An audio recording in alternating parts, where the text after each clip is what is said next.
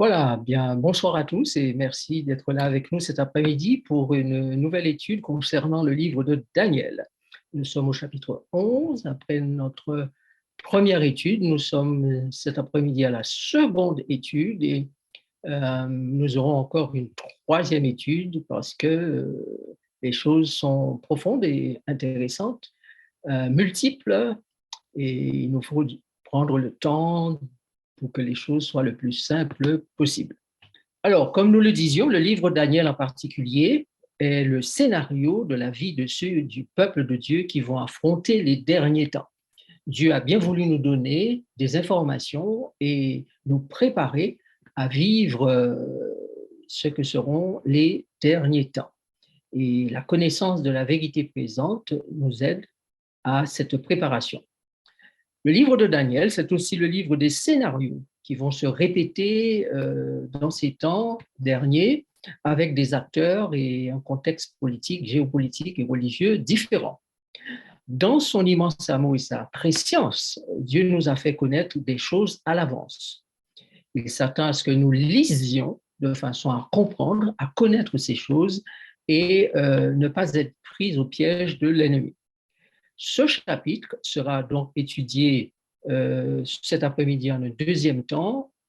Nous avons fait la partie historique la première fois et vous pouvez toujours retrouver les vidéos sur Internet. Je rappelle pour ceux qui nous visitent pour la première fois, et bienvenue à vous d'ailleurs, vous irez sur Lumière pour les temps actuels. Ne tapez pas simplement le titre du sujet, allez sur la chaîne YouTube qui s'appelle Lumière pour les temps actuels et vous trouverez toutes les vidéos qui ont été faites par le passé lors de nos études prophétiques. Il est extrêmement important que nous qui vivions aujourd'hui faisions la lecture pour comprendre Daniel et l'Apocalypse. Jésus et son prophète veulent nous aiguiller pour notre préparation physique, notre préparation mentale, notre préparation spirituelle, notre préparation intellectuelle et, ma foi, Daniel et l'Apocalypse sont des livres extraordinaires. Quand vous ajoutez à Daniel et Apocalypse, Ézéchiel, Jérémie et Ésaïe, alors vous avez là une explosion de vérité prophétique et une connaissance extraordinaire. Qu'est-ce qu'il faut retenir du livre de Daniel pour nous aujourd'hui? Numéro 1, Daniel, c'est le livre qui nous apprend comment organiser notre vie alors que nous sommes dans la Babylone des temps modernes. La gloire doit revenir à Dieu. Nos vies doivent donner gloire à Dieu par leur sagesse, intelligence, connaissance, style de vie, etc., etc. Donc, la lecture du livre de Daniel nous aide à voir comment ces jeunes hommes se sont adaptés à la vie de Babylone. Et les mêmes principes que nous trouvons dans ce livre, ils sont aussi valables aujourd'hui. Deuxièmement, Dieu a voulu, par le livre de Daniel, nous dire ce que sera l'histoire de l'humanité et sa fin pour laisser la place au royaume éternel de Dieu. Le chapitre 2 nous fera savoir ce qui arrivera dans la suite des temps. Et à ce chapitre, naturellement, s'ajouteront d'autres chapitres qui vont expliquer, éclairer, détailler les temps prophétiques pour que nous ayons le plus d'informations utiles et profitables. Au chapitre 3, nous allons apprendre comment nous aurons à confronter un système politico-religieux qui nous voudra nous forcer à adorer un autre Dieu que le Dieu créateur. Donc, ce qui s'est passé du temps de Daniel avec Shadrach, Meshach et Abednego, avec la grande statue et qui ont refusé de se prosterner et d'adorer, c'est la même chose qui va se passer avec une statue qui ne sera probablement pas une statue et certainement pas une statue de métal, mais une autre image dont il est question dans Apocalypse chapitre 13. Nous viendrons très, très vite d'ailleurs, puisque nous sommes déjà avancés au chapitre 11 de l'Apocalypse, et nous pourrons bientôt prendre connaissance des informations du chapitre 12 et des chapitres 12 et 13. Au chapitre 4 de Daniel, Dieu nous relève, ou plutôt, il nous révèle relève, mais révèle le temps de folie de l'humanité et du rétablissement de toutes choses. Ce sera aussi un temps réservé à la repentance, à la reconnaissance de celui qui est le vrai Dieu, le créateur des cieux et de la terre, celui qui donne le pouvoir dans l'univers, mais aussi dans ce monde. Cinquième chapitre, là, nous sommes conduits encore à voir comment la folie humaine va jusqu'à mépriser Dieu, piétiner les choses sacrées et se prépare un châtiment et une destinée très triste, une destinée mortelle. Le sixième chapitre montre tous ceux qui veulent adorer Dieu pieusement et ceux-là seront persécutés. Le politique et le religieux vont s'associer pour cette persécution. Donc, nous comprenons que le politique et le religieux ne font pas bon ménage. Mais la main de Dieu sera là pour délivrer ses enfants. Les empires au gouvernement humain sous le contrôle du diable, ça c'est le septième chapitre. Nous comprenons que ces empires-là seront balayés et ça c'est l'amplification ou les détails du chapitre 2, puisque le chapitre 7 amplifie, donne les détails du chapitre 2 de la succession des empires qui sont représentés au chapitre 2 par du métal, mais au chapitre 7 par des bêtes. Ainsi, nous comprenons que ces empires vont se succéder jusqu'à ce que Dieu établisse un royaume éternel. Et dans le chapitre 7 et chapitre 8, nous voyons que ce royaume sera celui qui sera remis au Fils de l'homme et au sein du Très-Haut. Voilà, chapitre 8, chapitre 10, chapitre 11 donnent donc les détails de la succession de ces différents royaumes et dans quelles conditions l'un remplace l'autre. Qu'est-ce qui va se passer pour que l'un puisse remplacer l'autre? Au chapitre 9, nous avons là la démonstration que les saints doivent se mettre en prière, doivent beaucoup prier. Là, nous avons la prière de Daniel. Les saints doivent confesser à Dieu leurs péchés. Les saints doivent louer Dieu parce qu'en étant dans cet état d'esprit, ils vont glorifier Dieu et le Seigneur sera à même d'accomplir les promesses qu'il a faites à leur égard, en leur faveur.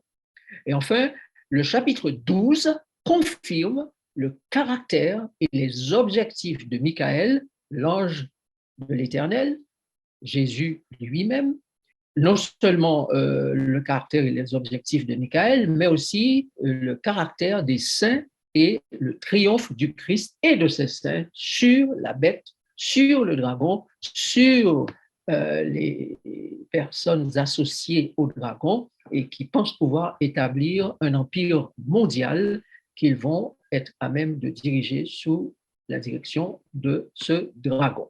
Alors aujourd'hui, il nous faut savoir et nous poser la question, est-ce que nous avons là, avec les événements qui sont autour de nous, et notamment en Europe, la prophétie qui s'accomplit sous nos yeux.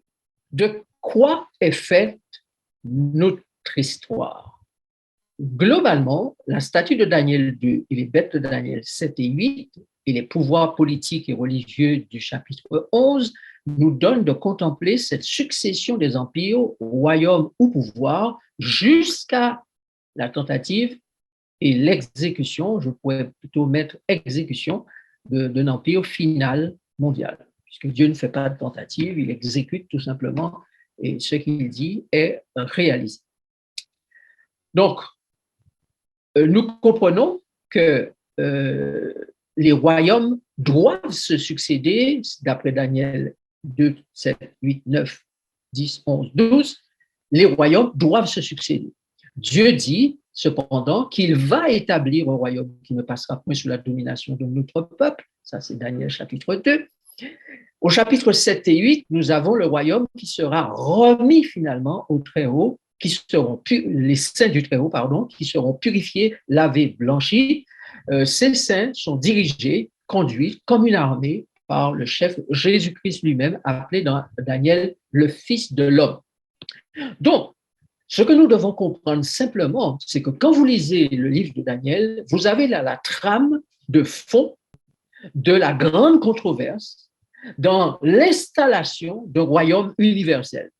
La Bible est claire sur le fait que ce ne sont pas les hommes qui vont installer le royaume final, universel et éternel. Donc, comprendre le livre de Daniel, c'est comprendre tout ce que Dieu mettra en œuvre pour l'installation de ce royaume éternel, mais aussi ce que fait son ennemi pour que ce royaume éternel ne soit pas installé dans nos cœurs d'abord et que lui installe son royaume dans nos cœurs et l'installe sur la terre. Voilà pourquoi nous nous posons la question, mais quel pouvoir manipule et domine les humains et dans quel but? Voyons les différents textes bibliques et découvrons comment ce pouvoir manipule les hommes. Nous lisons d'abord Apocalypse, chapitre 13, verset 2. La bête que je vis était semblable à un léopard. Ses pieds étaient comme ceux d'un ours et sa gueule comme une gueule de lion.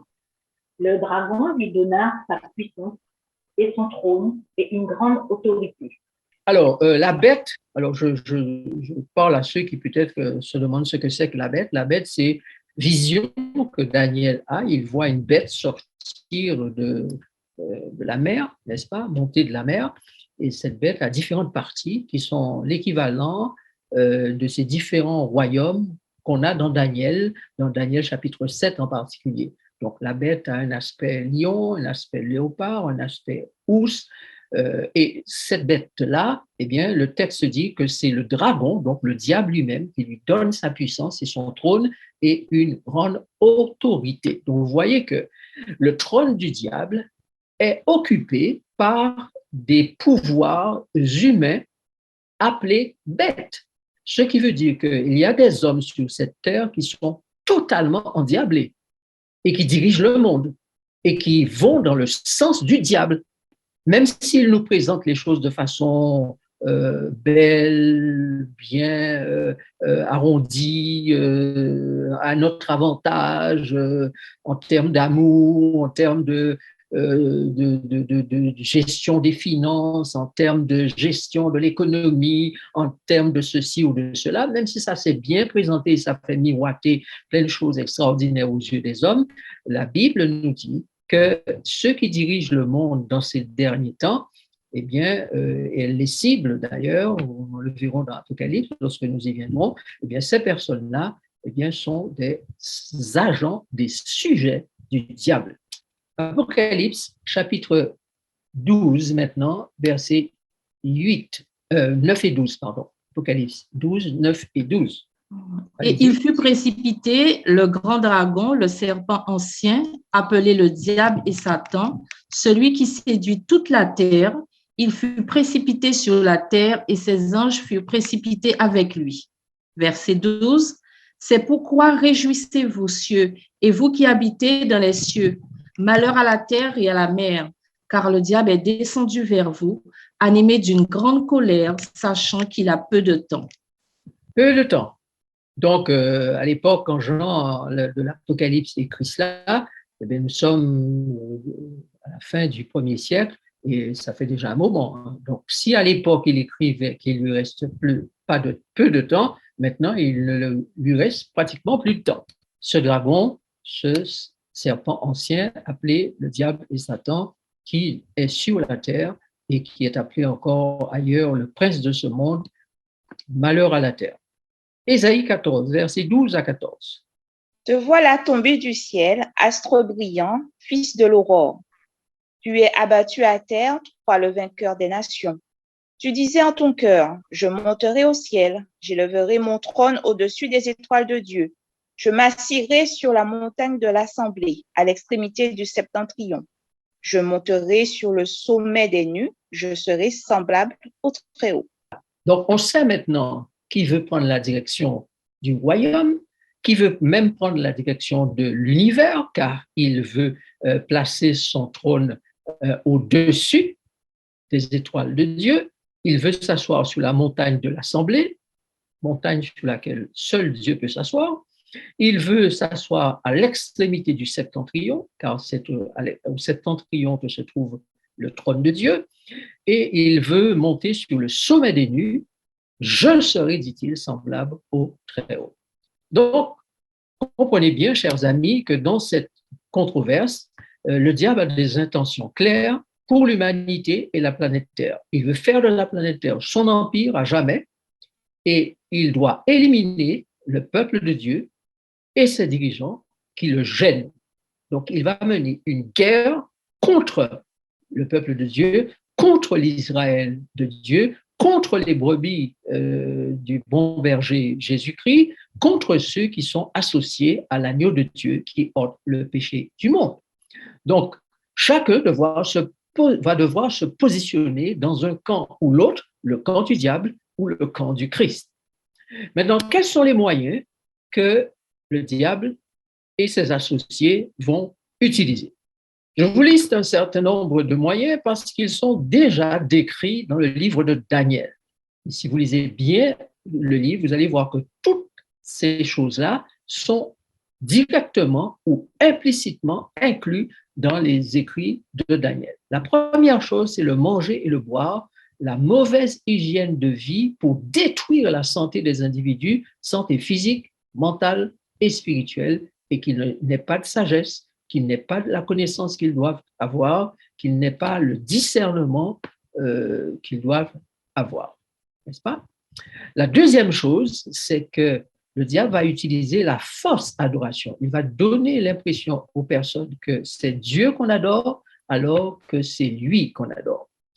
La troisième chose, c'est l'immoralité et l'immoralité, et l'impudicité. Donc, les hommes vont devenir de plus en plus immoraux, de plus en plus impudiques, et avec ça va s'adjoindre la criminalité, la corruption, la violence, etc., etc. Ensuite, le non-respect des choses sacrées, comme l'a fait Belshazzar, eh bien, c'est ainsi aussi que les hommes, sous la direction satanique du dragon, vont faire. Les choses sacrées n'auront plus de respect. Cinquièmement, la peur et l'ingénierie sociale seront utilisées pour manipuler les foules et les emmener à se soumettre. La peur de la guerre, sixièmement, la peur de la mort, la peur de la perte des libertés. Voilà donc les moyens. Et pour implémenter tout cela, eh bien, le diable a à sa disposition eh bien, les armées, les différents gouvernements qui sont à sa solde pour mater, pour faire peur, pour frapper, pour emprisonner, pour persécuter, etc., etc. Le diable veut absolument soumettre la race humaine à son dictat ou ses dictats. Il veut que tout le monde devienne ses esclaves. Maintenant, selon Daniel 11, versets 39 à 45, selon la description de ce chapitre, comment ces différents pouvoirs vont-ils opérer, et particulièrement au temps de la fin, pour établir ce royaume universel, un royaume universel qu'ils pensent établir, ce qui est appelé en langage mondial, gouvernement mondial, en langage moderne plutôt, gouvernement mondial. Regardez ce que dit l'Écriture. Daniel 11, 39 à 41. C'est avec le Dieu étranger qu'il agira contre les lieux fortifiés, et il comblera d'honneur ceux qui le reconnaîtront. Il les fera dominer sur plusieurs. Il leur distribuera des terres pour récompense.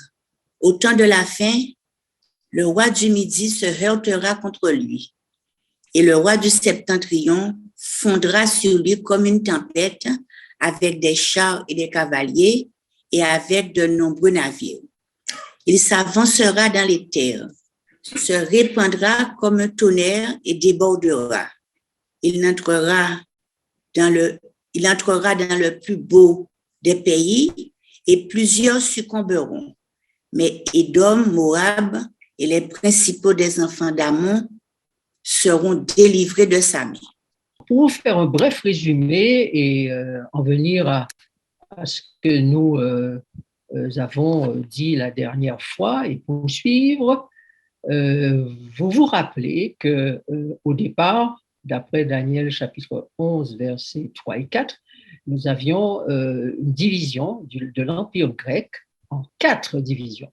L'Est avec les Séleucos, le Nord avec les Imaques, l'Ouest avec Cassandre et le Sud avec les Ptolémées. Nous avions vu cela au verset 3 et 4 de Daniel 11 dans les termes suivants. Mais il s'élèvera un vaillant roi qui dominera avec une grande puissance et fera ce qu'il voudra.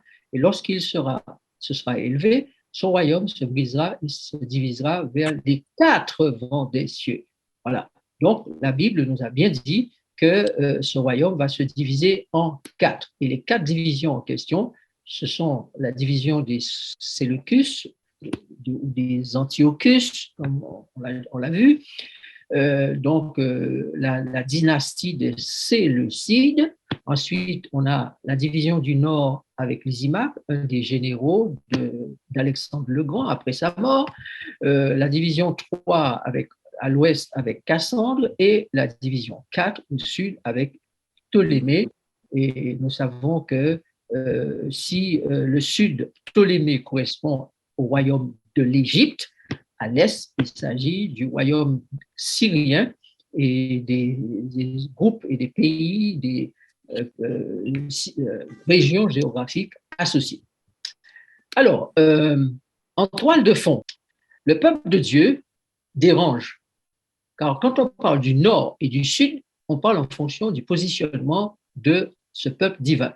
En effet, vous savez que Jérusalem se trouve là dans la Palestine et est au centre de ces affaires-là. C'est-à-dire, au sud, vous avez le royaume d'Égypte et au nord, vous aurez la Syrie et les autres royaumes de l'ouest et de l'est.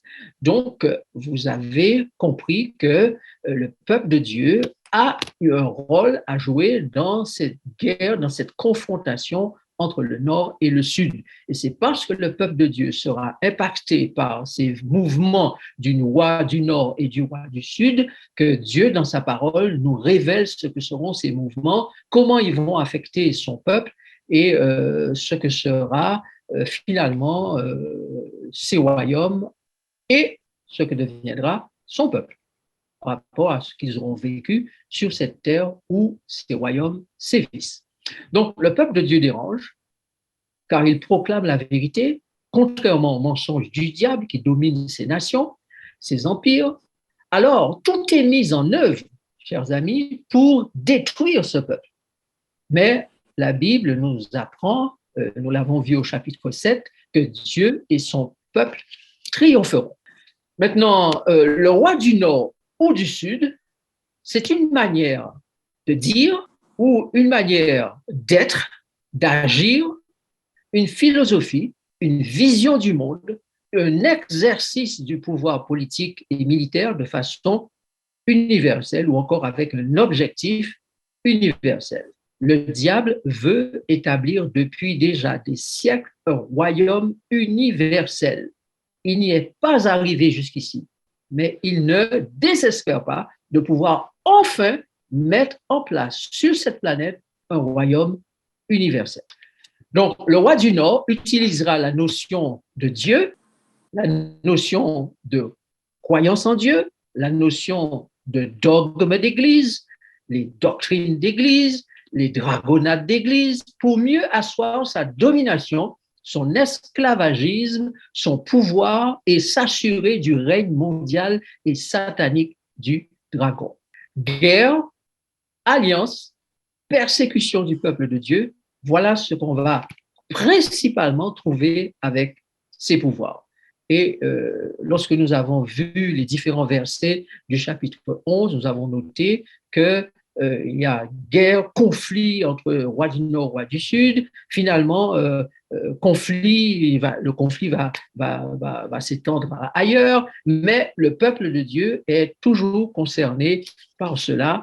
Et il vous suffit de lire, par exemple, le verset 14 et d'autres versets encore qui vous montrent clairement que l'Israël de Dieu est concerné. Le roi du Sud utilisera donc les guerres, les alliances trompeuses mais surtout l'athéisme, le matérialisme, l'humanisme et le multinationalisme ou fédéralisme. Et ce roi du Sud va faire le jeu de Satan. Donc, guerre, vous comprenez, alliance, pas de problème. Athéisme, c'est la philosophie de ceux qui ne croient pas en Dieu, qui croient que Dieu n'existe pas.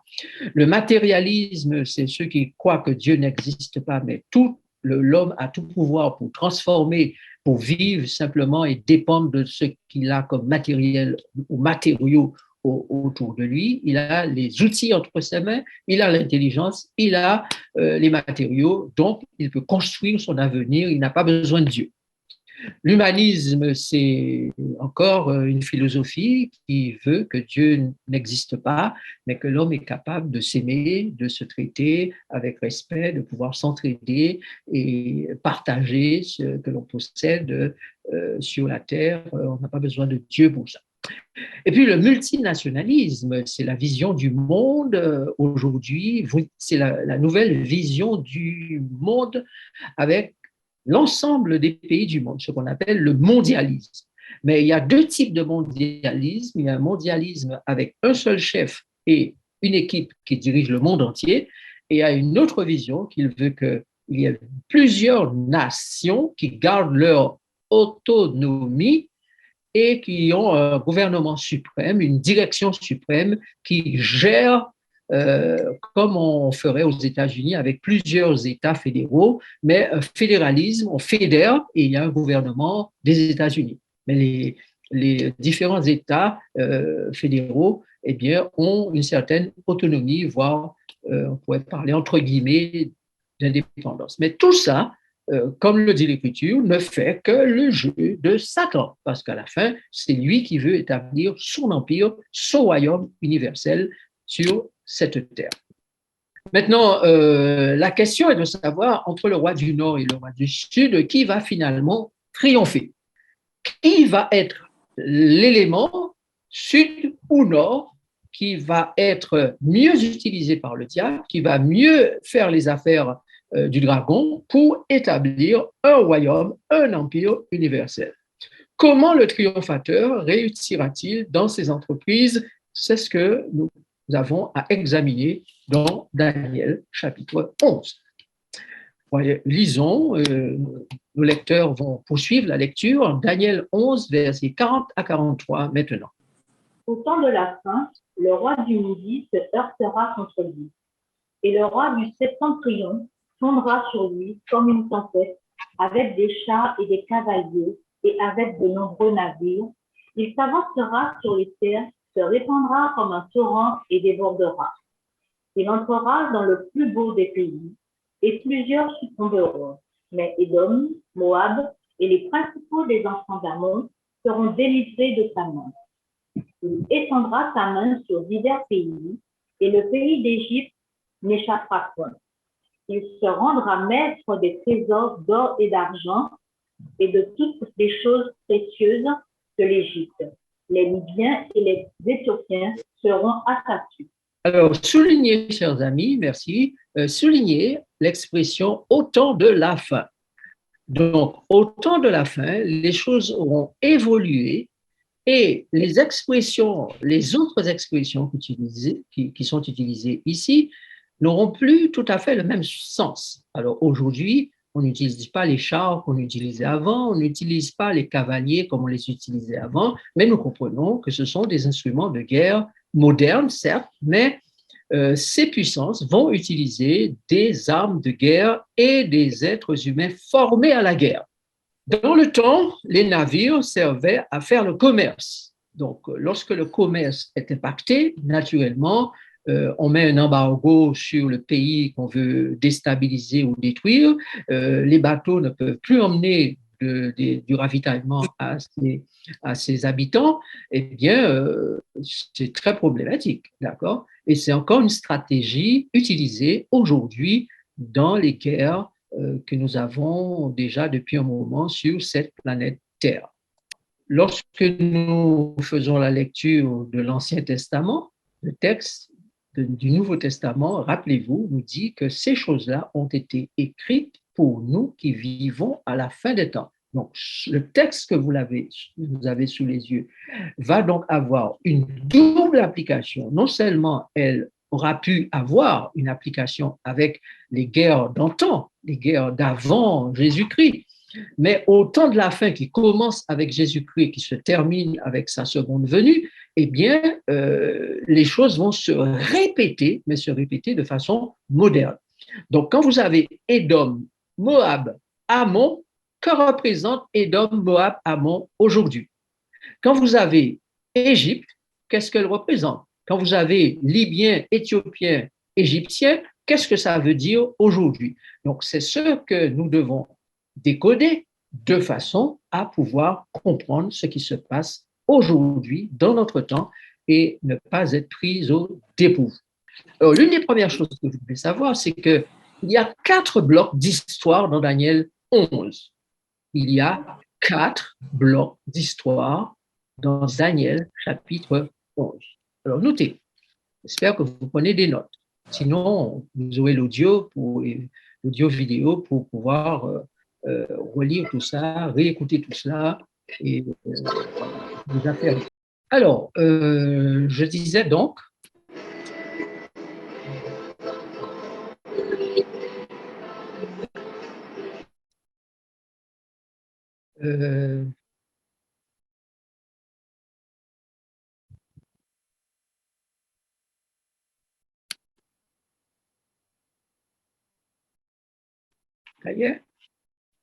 merci.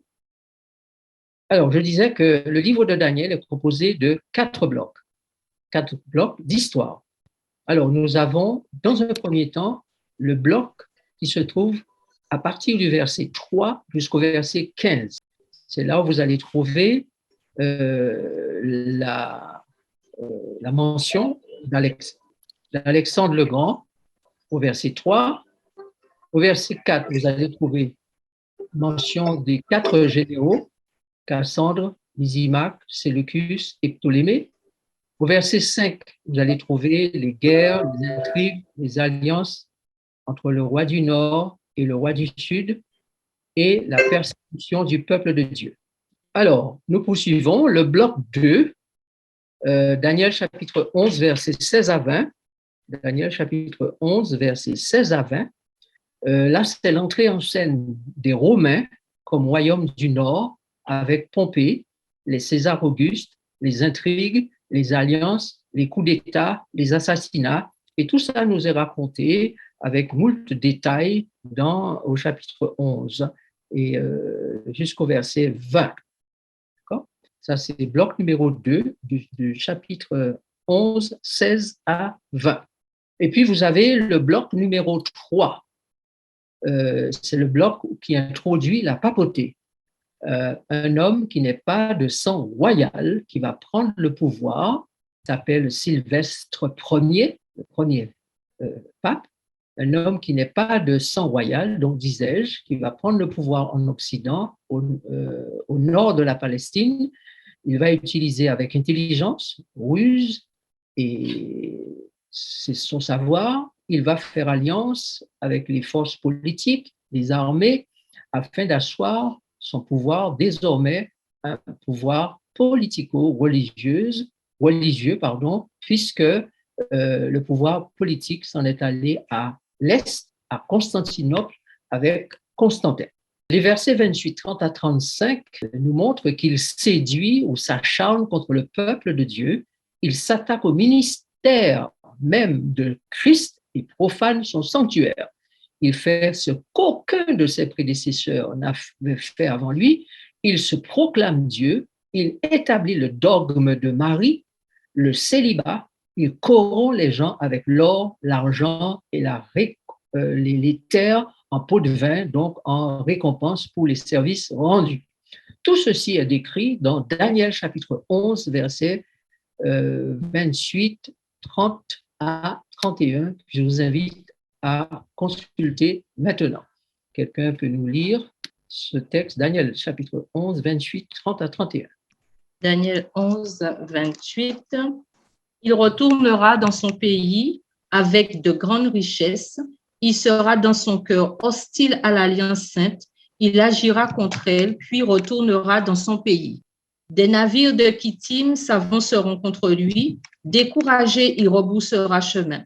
Puis, furieux contre l'Alliance sainte, il ne restera pas inactif à son retour, il portera ses regards sur ceux qui auront abandonné l'Alliance sainte.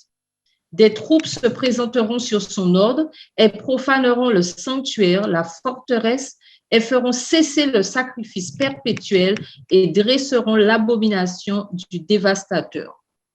Il séduira par des flatteries les traîtres de l'Alliance. Mais ceux du peuple qui connaîtront leur Dieu agiront avec fermeté, et les plus sages parmi eux donneront instruction à la multitude. Il en est qui succomberont pour un temps à l'épée et à la flamme, à la captivité et au pillage. Dans le temps où ils succomberont, ils seront un peu secourus, et plusieurs se joindront à eux par hypocrisie. Quelques-uns des hommes sages succomberont afin qu'ils soient épurés, purifiés et blanchis jusqu'au temps de la fin, car elle n'arrivera qu'au temps marqué. Le texte nous fait bien comprendre qu'il y aura un certain nombre d'activités par le roi du Nord. Et vous avez compris que le roi du Nord n'est plus le personnage dit de la dynastie des Séleucides, c'est-à-dire les Séleucus, Antiochus et les autres. Le roi du Nord est maintenant devenu un pouvoir romain qui va être succédé par un pouvoir romain toujours, mais qui sera à la fois politique et religieux. Et le texte montre que c'est politique et religieux. Alors, j'ai dit des versets 16 à 20, vous avez uniquement la Rome païenne et politique qui agit, n'est-ce pas, qui est le roi du Nord, avec ses intrigues, ses guerres et tout le reste. Vous avez maintenant, à partir du verset 20, un homme qui n'a aucune descendance royale, mais qui va prendre le pouvoir de Rome, qui va succéder au pouvoir romain, et homme qui va paraître au milieu de la paix. Donc, ce n'est pas par les guerres qu'il va s'installer, ce n'est pas tout simplement une coïncidence, une circonstance qui lui permet de prendre le pouvoir et de devenir ainsi le successeur des César, des Auguste sur le trône de Rome qui est laissé vacant et qui est parti à l'est avec Constantin. Donc, à partir du moment où le pouvoir civil est maintenant associé au pouvoir religieux, ou le pouvoir politique plutôt est associé au pouvoir religieux, des éléments de la religion vont entrer en ligne de compte. C'est ainsi qu'au verset 22, vous avez qu'il s'attaque au chef de l'alliance. L'alliance, c'est quelque chose qui a à voir avec la théologie biblique, avec l'expression du sacerdoce biblique, l'expression de ce que Dieu établit entre lui et son peuple, l'alliance. Et le chef de l'alliance, naturellement, c'est Jésus. D'accord? Ça veut dire que le pouvoir en question va s'attaquer à l'exercice qui appartient à Christ, l'exercice de l'alliance et du sacerdoce qui appartiennent à Christ. Donc, vous avez plusieurs éléments comme ça dans le texte qui vous permettent de réaliser que ce pouvoir-là est un pouvoir religieux, et au fil de notre étude, vous allez découvrir ceci, notamment ce verset 37. Daniel chapitre 11, verset 37. Il n'aura égard ni au Dieu de ses pères, ni à la divinité qui fait les délices des femmes. Il n'aura égard à aucun Dieu, car il se glorifiera au-dessus de tous. Voilà. Donc, voilà un pouvoir qui a du politique, mais qui a du religieux, puisqu'il est dit il n'a égard pour aucun Dieu, même les dieux de ses pères. Avant lui, les autres croyants ou les pères d'église qui étaient là, ceux qui étaient avant lui, eh bien, ils ne faisaient pas comme ça.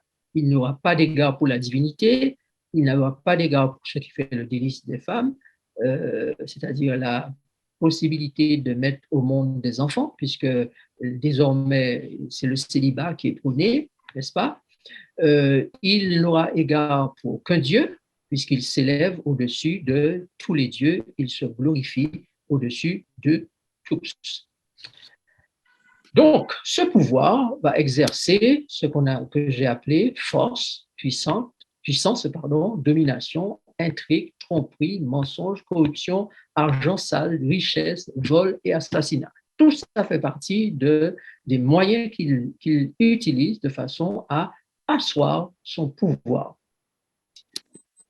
Nous comprenons que, chers amis, que Christ nous a fait savoir dans le texte de Daniel que les histoires qu'il nous donne ici vont se répéter à la fin de temps ou vont arriver à la fin de temps, et particulièrement ce qu'on appelle les derniers temps. Nous allons donc retrouver les mêmes stratégies et leurs effets, le même état d'esprit, les mêmes attitudes, les mêmes idéologies, les mêmes mentalités. Donc, lorsque nous lisons dans le livre de Daniel, c'est pour découvrir que Dieu nous a révélé à l'avance quelles sont ses stratégies, ses effets, ses états d'esprit, ses attitudes, ses idéologies, ses mentalités, ces stratégies qui sont suivies par le Christ, certes, mais surtout par celui qui veut dominer le monde et qui emploie les êtres humains, les royaumes du monde, comme ses agents pour finalement établir son pouvoir personnel et universel. Donc, la papauté veut un 5e empire universel ou un nouvel ordre mondial, de même que le dragon le veut. Le dragon inspire cela à la papauté et elle veut que tous les hommes puissent servir Dieu. Mais au lieu d'employer la méthode du Christ, celle qui est l'amour, celle qui est une méthode de liberté totale des uns et des autres, de choisir leur destinée, eh bien, on veut imposer à tout le monde d'être dans une religion mondiale. On veut imposer à tout le monde d'avoir un même gouvernement. On veut imposer à tout le monde de faire exactement ce que dit l'État. Donc ça, ce n'est pas la méthode du Christ, ce n'est pas la méthode divine. Dieu n'a jamais agi comme ça. Et agir comme ça au nom de Dieu, c'est blasphémer Dieu. Donc, cette papauté s'est associée nombre de gouvernements qui vont obliger leur population à accepter son projet au nom de la fraternité pour sauver la planète. Tout sera permis. Donc, c'est ce vers quoi nous allons. Au nom du salut de la planète, on va obliger les individus à entrer dans un moule, à faire exactement comme on leur dit de faire, sinon ils seront pénalisés. Le Christ nous dit, par Daniel, à quoi nous devons nous attendre avec l'existence ou les antitypes du roi du Nord et du Sud à la fin des temps. Regardez ce que Jésus dit dans Matthieu 24, verset 25. Verset 15 plutôt, il y a une erreur, c'est verset 15 et 16. Matthieu 24, verset 15 et 16. C'est pourquoi, lorsque vous verrez l'abomination de la désolation dont a parlé le prophète Daniel, établie en un lieu saint, que celui qui lit fasse attention. Alors que ceux qui seront en Judée fuient dans les montagnes. Alors, l'abomination de la désolation dont parle le prophète Daniel établie en lieu saint, pas en un lieu saint, mais en lieu saint. Et ça fait toute la différence.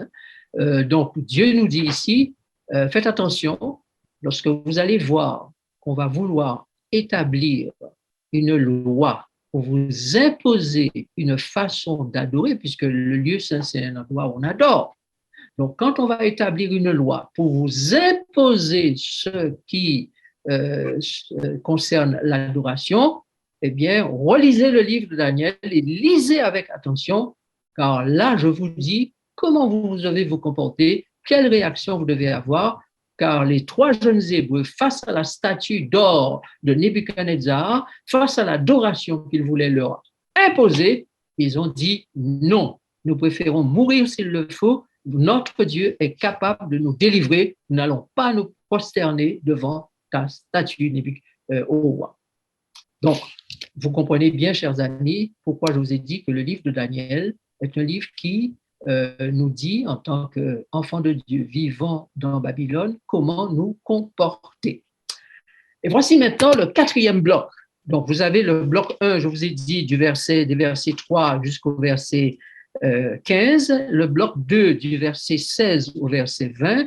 Le bloc 1, c'est le bloc des Séleucus qui se battent avec les Ptolémées d'Égypte, rois du Sud.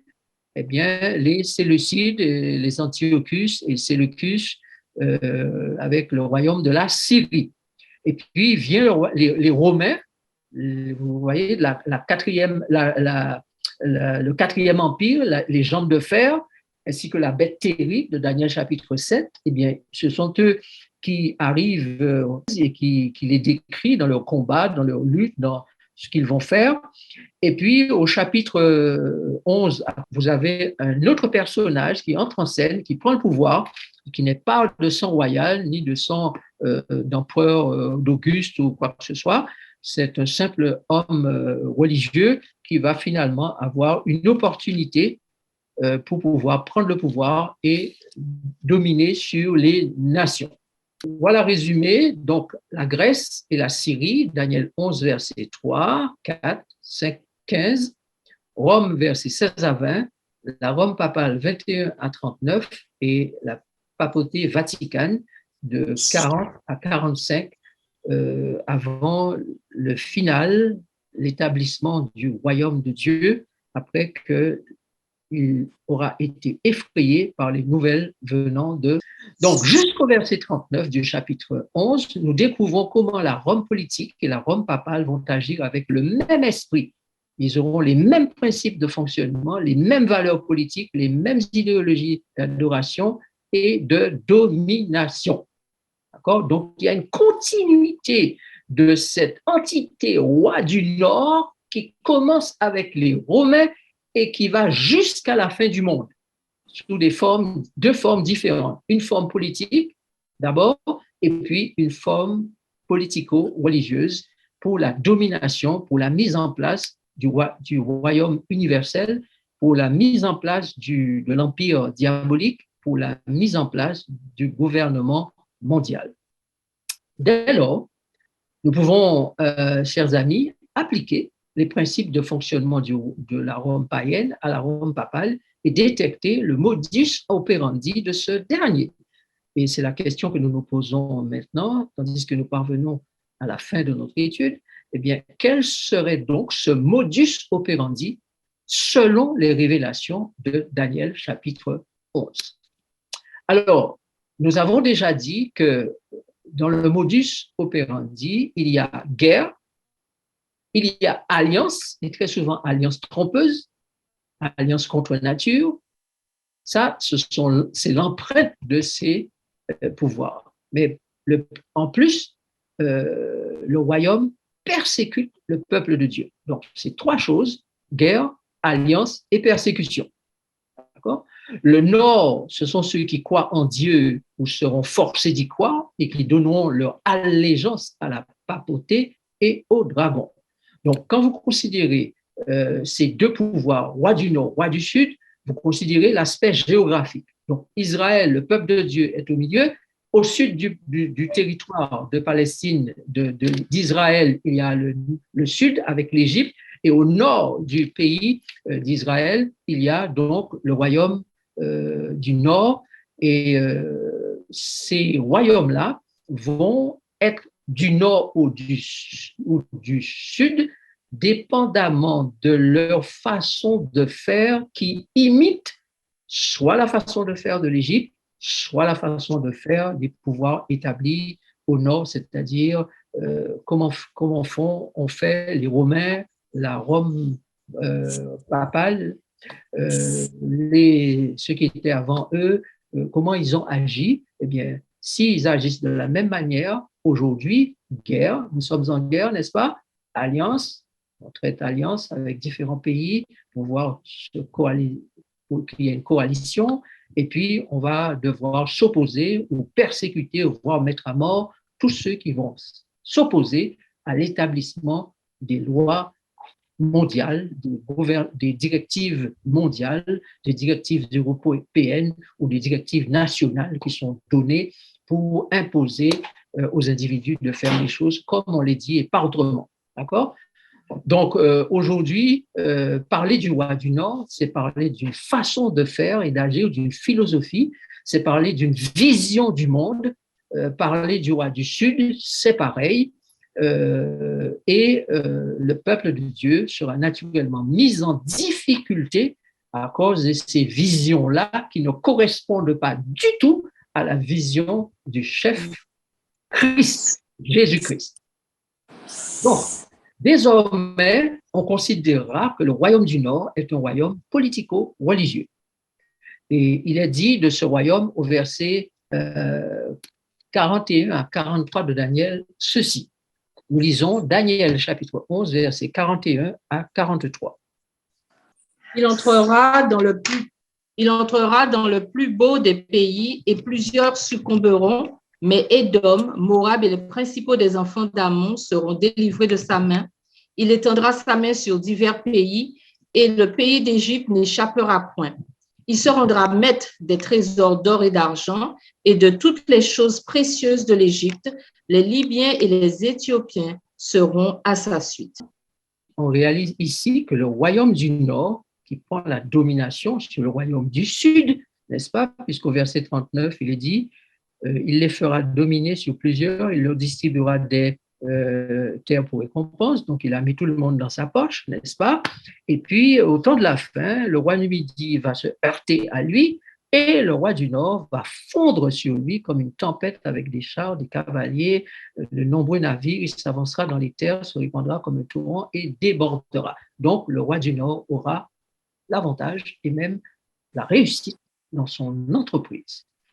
Donc, pour nous aujourd'hui, il est important que nous sachions qu'est-ce que ça veut dire, qu'est-ce qui s'applique pour nous aujourd'hui. Alors, tant que la prophétie n'est pas totalement accomplie, il est difficile de vouloir se hasarder à dire que c'est exactement comme ça et ça. Mais le texte nous donne des informations qui nous permettent de voir qu'on va sans doute vers ça. Et, ou encore, si la prophétie est en train de se réaliser, eh bien, on dit, on est dedans. On est dedans. Regardons Apocalypse, chapitre 13, versets 3 et 4. Et je vis l'une de ses têtes comme blessée à mort, mais sa blessure mortelle fut guérie. Et toute la terre était dans l'admiration derrière la bête. Et ils adorèrent le dragon parce qu'il avait donné autorité à la bête. Ils adorèrent la bête en disant, qui est semblable à la bête et qui peut combattre contre elle? Alors, notez ici, chers amis, qu'il y a une tête qui est blessée à mort, mais sa blessure mortelle sera guérie. Donc, un pouvoir qui a été blessé, qui a été éliminé pendant un moment, qui a été mortellement atteint, mais la blessure mortelle va guérir. Donc, ça veut dire que le pouvoir va revenir à la charge. Donc, nous avons bien vu qu'en 1798, le général Berthier de Napoléon a frappé durement le roi du Nord, la papauté, qui a été jeté en prison, qui est mort en exil. Donc, l'Église apostolique, catholique et romaine a été durement frappée. Et en France particulièrement, eh bien, on a persécuté les prêtres, brûlé des Bibles, détruit les églises où on les a remplacées par des musées ou autres lieux d'activité sociale ou économique ou autre. Donc, ça a été un vrai coup à la chrétienté à l'époque. Mais remarquez qu'après, il est dit, toute la terre était dans l'admiration derrière la bête. Ça veut dire que la bête a retrouvé du poil de la bête et maintenant, elle établit un gouvernement, une façon d'être et de vivre qui fait que toute la terre est en admiration derrière elle. Et de plus, le dragon donne de l'autorité à cette bête et la bête est adorée et elle se pavoise en disant, ben, regardez-moi maintenant, qui peut combattre contre moi? Donc, on réalise qu'au verset 40, eh bien, le pouvoir en question a pris le dessus. Il est entré dans le plus beau des pays, et vous savez que le plus beau des pays, c'est le pays où Jésus est né et a proclamé l'évangile, a vécu sa passion pour l'humanité et est crucifié et est ressuscité. C'est ça le plus beau des pays. Pourquoi? Parce que l'avenir de l'humanité, l'avenir de l'homme dépend donc de Christ pour l'éternité. Donc, la plus belle chose que Dieu a donnée aux hommes, c'est Jésus, ensuite son esprit, sa parole, pour que le pays vive quelque chose d'extraordinaire. Mais malheureusement, le pays a rejeté. Et puis, nous verrons que par la suite que le plus beau des pays a changé d'espace géographique. Les États-Unis sont devenus, selon la prophétie, le plus beau des pays par rapport au fait que c'est là où l'agneau s'est réfugié. Vous savez que le chapitre 13 dit que je vis monter de la terre un agneau. L'agneau, c'est le symbole du Christ. Mais malheureusement, ce qui était devenu quelque chose de très beau, la naissance de la Nouvelle-Angleterre, un pays où règne la liberté de conscience, la liberté de culte et toutes sortes de libertés, eh bien, ça va se perdre, c'est en train de se perdre. Et la Bible dit que l'agneau, le pays où Christ a donné refuge à ses brebis, aux agneaux, eh bien, ce pays-là va lui aussi devenir un pays à la solde du dragon et qui va même parler comme un dragon, donc ne sera plus le plus beau des pays. Donc, la notion le plus beau des pays va encore devoir se déplacer. Donc, le pouvoir du roi du Nord eh bien, va s'étendre à d'autres pays, puisqu'il est dit, il entrera dans le plus beau des pays. Édom et Moab et les principaux d'Amon seront délivrés de sa main. Nous verrons tout à l'heure en terminant ce que ça veut dire. Il étendra sa main sur divers pays et le pays d'Égypte n'échappera point. Donc, vous comprenez ici que le sud, l'Égypte, symbolique de l'esprit de tous ceux qui nient l'existence de Dieu et l'autorité de Dieu. Donc, vous avez un certain nombre de pays, qu'on a dit pays communistes, pays athées, pays matérialistes, qui ne veut pas avoir Dieu comme notion suprême et notion principale pour la moralité, la religiosité, l'éthique et la direction sociale. Eh bien, tous ces pays-là sont dans le bloc appelé Égypte, c'est-à-dire les pays où Dieu n'est pas honoré. Tous deux utilisent la fausseté ou le mensonge, les intentions maléfiques. La fin justifie les moyens. D'ailleurs, c'est la philosophie des jésuites, bras armés de la papauté. Donc, que ce soit le pays d'Égypte, que ce soit le pays du sud de l'Égypte ou le pays du nord, la papauté, le pouvoir papal, le romain, eh bien, ces pouvoirs-là utilisent les mêmes méthodes et vont vouloir imposer leur vision du monde. Papisme et athéisme, roi du Nord et roi du Sud, vont s'affronter dans un combat sans merci jusqu'à la fin des temps. Ceux qui mangeront les mets de sa table, dit Daniel 11, versets 28 et 37, ces troupes se répandront comme un torrent, des morts seront nombreux, en grand nombre, il n'aura égard ni au Dieu de ses pères, ni à la divinité qui fait les délices des femmes, il n'aura égard à aucun Dieu, car il se glorifiera au-dessus de tous. Donc, vous voyez que c'est les mêmes méthodes, la guerre, les alliances, ensuite la persécution pour ceux qui ne veulent pas suivre, et l'imposition de choses, se glorifier comme étant le maître du monde, etc., etc.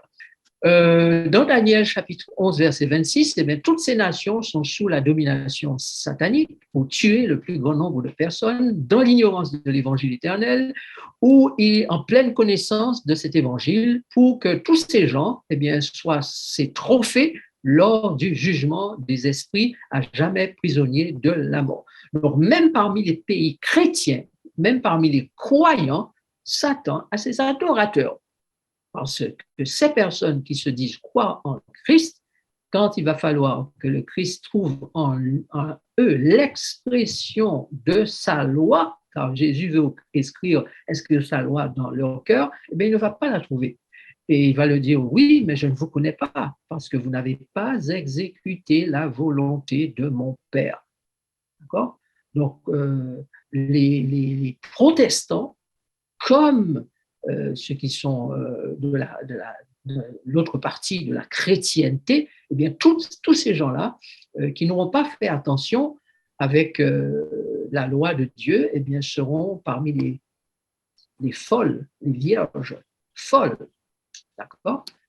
Donc, voilà ce qui va se passer et on va avancer. Eh bien, comme les empereurs romains se faisaient adorer comme des pontifex maximus, ainsi le premier dirigeant de l'Église apostolique et romaine se fait adorer comme Dieu, suprême pontifex maximus. C'est ce que nous avons lu tout à l'heure dans le texte au verset 37, où il n'avait égard ni au Dieu de ses pères, ni à la divinité qui fait des délices des femmes. Il n'aura égard à aucun Dieu, il se glorifiera au-dessus de Dieu. Donc, qu'en représentent les royaumes du Nord et du Sud dans la géopolitique de notre époque? Eh bien, nous allons terminer avec deux textes. D'abord, versets 40 à 43 que nous avons lus, et puis nous lirons les versets 43 à 45. Voilà, pour terminer. Alors, on reprend les versets 43, pardon. On reprend versets 43 à 40 à 43, pardon, et puis on va terminer. Au temps de la fin, vas-y. Au temps de la fin, le roi du Midi se heurtera contre lui, et le roi du Septentrion fondra sur lui comme une tempête, avec des chars et des cavaliers, et avec de nombreux navires. Il s'avancera sur les terres, se répandra comme un torrent et débordera. Il entrera dans le plus beau des pays, et plusieurs succomberont, mais Édom, Moab et les principaux des enfants d'Ammon seront délivrés de sa main. Il étendra sa main sur divers pays, et le pays d'Égypte n'échappera pas. Il se rendra maître des trésors d'or et d'argent, et de toutes les choses précieuses de l'Égypte. Les Libyens et les Éthiopiens seront abattus. Voilà. Alors, d'après ce que nous avons dit, vous avez compris que le royaume du Nord aujourd'hui représente un royaume qui croit en Dieu, mais qui va utiliser la religion, la foi, les doctrines, etc., pour pouvoir imposer aux autres de choisir d'être gouvernés par une seule entité, d'adorer. Tout le monde va adorer donc le même Dieu, une seule religion pour tout le monde. Ce pouvoir va entrer dans le plus beau des pays, il va conquérir après avoir fait des pots de vin, donner des terres, récompenser des gens, etc. Mais il va aussi pouvoir gagner beaucoup de terres. Il s'avancera dans les terres, il va se répandre comme un torrent, ça veut dire qu'il va conquérir beaucoup de pays vont accepter de le suivre. D'ailleurs, toutes les signatures qui se sont faites aujourd'hui avec toutes les religions, les grandes religions du monde, entre elles et la papauté, disent qu'ils sont en train d'accepter ce qu'elle propose. Il entrera dans le plus beau des pays, donc ça veut dire que même le pays où l'évangile, le protestantisme était roi, eh bien ces pays-là vont aussi lui être soumis. Plusieurs donc vont abandonner la vérité pour suivre ce qui leur sera imposé ou ce qui leur paraîtra être commun pour sauver la planète. Édom, Moab et les principaux des enfants d'Ammon seront délivrés de sa main. Et là, nous allons voir en terminant ce que ça signifie. Et il étendra sa main sur divers pays. Le pays d'Égypte n'échappera au point, c'est-à-dire que même les pays athées, refusant la soumission à Dieu, vont finalement se soumettre à cette autorité-là. Et il sera maître des trésors d'argent d'Égypte. Donc, ces alliances ne se feront pas sans que ces pays qui s'alliancent avec cette autorité du roi du Nord, eh bien, lui offrent trésors, argent, or, etc. et toutes sortes de choses précieuses. Et les trésors de l'Égypte, c'est-à-dire de tous ces pays riches, mais qui ont bâti leur richesse sur le matérialisme, eh bien, tous ces pays-là, eux aussi, vont se soumettre à ce pouvoir du roi du Nord. Les Libyens et les Éthiopiens, eh bien, ce sont les pays arabes, donc c'est la représentation des pays arabes et de l'Afrique noire. Eh bien, même dans les pays d'Afrique, eh bien, beaucoup de pays qui étaient des pays qui étaient anciennement chrétiens, puisque l'Éthiopie a été l'un des premiers pays, avec vous vous souvenez de ce fameux Éthiopien que Philippe a rencontré sur la route, eh bien l'Éthiopie était l'un des premiers pays qui avait la connaissance du Dieu d'Israël, mais finalement va rejeter tout cela. Et donc tous ces pays-là qui se sont retournés contre Dieu, eh bien vont se soumettre à cette autorité qui s'appelle le roi du Nord. Maintenant, en ce qui concerne les Édom, Moab et Ammon, c'est que la Bible dit elle-même, au verset 11 à 12 du chapitre 40. Tous les Juifs qui étaient au pays de Moab, chez les Ammonites, au pays d'Édom et dans tous les pays, apprirent que le roi de Babylone avait laissé un reste dans Juda et qu'il leur avait donné pour gouverneur Guédalia, fils d'Achikam, fils de Shaphan. Et tous les Juifs revinrent de tous les lieux où ils étaient dispersés. Ils se rendirent dans le pays de Juda, vers Guédalia et Mitzpah, et ils firent une abondante récolte de vin et de fruits d'été. Alors, regardez bien le texte que vous avez sous les yeux. Donc, vous avez vu tout à l'heure que dans Daniel chapitre 10, 11, 40 à 43, regardez, il est dit, il entrera dans le plus beau des pays et plusieurs succomberont, mais Édom, Moab et les principaux des enfants d'Ammon seront délivrés de sa main. Et la Bible dit que tous les Juifs qui étaient au pays de Moab, chez les Ammonites, au pays d'Édom et dans tous les pays apprirent que le roi de Babylone avait laissé un reste en Juda. Qu'est-ce que ça veut dire? Ça veut dire que Babylone, aujourd'hui, la Babylone spirituelle, n'est-ce pas, cette grande organisation mondiale que le diable veut diriger, eh bien, dans cette Babylone, il va y avoir un reste du peuple de Dieu. Et tous ces gens qui sont des Juifs, mais qui aussi habitent les autres pays et qui vont reconnaître dans ce reste la main de Dieu, eh bien, qu'est-ce qu'ils vont faire?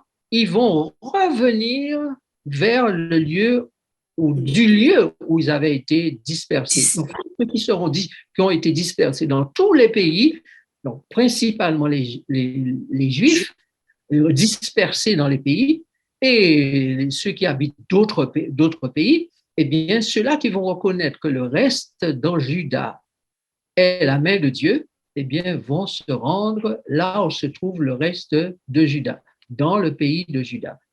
Et ils vont apporter une abondante récolte de vin et de fruits d'été. Ça veut dire que ces gens-là vont être très, très nombreux dans les pays où on récolte le vin et dans les pays où on récolte les fruits d'été. D'accord? Donc, les pays où le soleil brille et les pays où le soleil brille toute l'année, hein, et le pays où il y a différentes saisons, et notamment l'hiver, où on produit beaucoup de vin.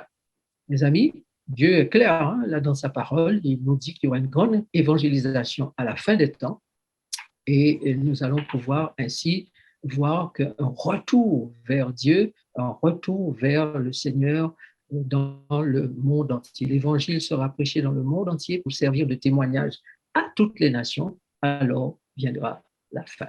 Que le Seigneur nous aide à être prêts pour ce temps final. Merci, pasteur, pour ton intervention. Nous avons reçu une question dans le chat et nous aimerions avoir les autres personnes qui veulent intervenir. Elles peuvent tout simplement démuter leur micro. La question était, qu'est-ce que le septentrion? Le septentrion, c'est le nord. Septentrion et nord, c'est la même chose. Quand on dit le nord ou quand on dit le septentrion, c'est comme quand on dit l'est, l'orient, l'ouest, l'occident ou le sud, le midi. donc midi, sud, nord, septentrion, orient, occident. La symbolique prophétique de la puissance du nord, et c'est la symbolique des forces qui veulent que l'État se soumette au dictat de la religion pour établir une adoration et une religion mondiale. Tandis que les forces du Sud qui réclament que la religion et Dieu n'ont rien à voir dans les affaires d'État et la direction des affaires humaines.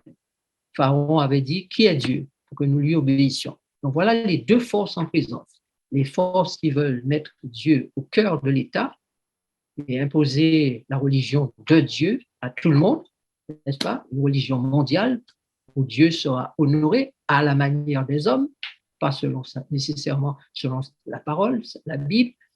Et puis une autre force qui veut que, eh bien, Dieu n'a rien à voir. On veut être unis, certes, on veut faire alliance, certes, avec vous, mais nous restons indépendants.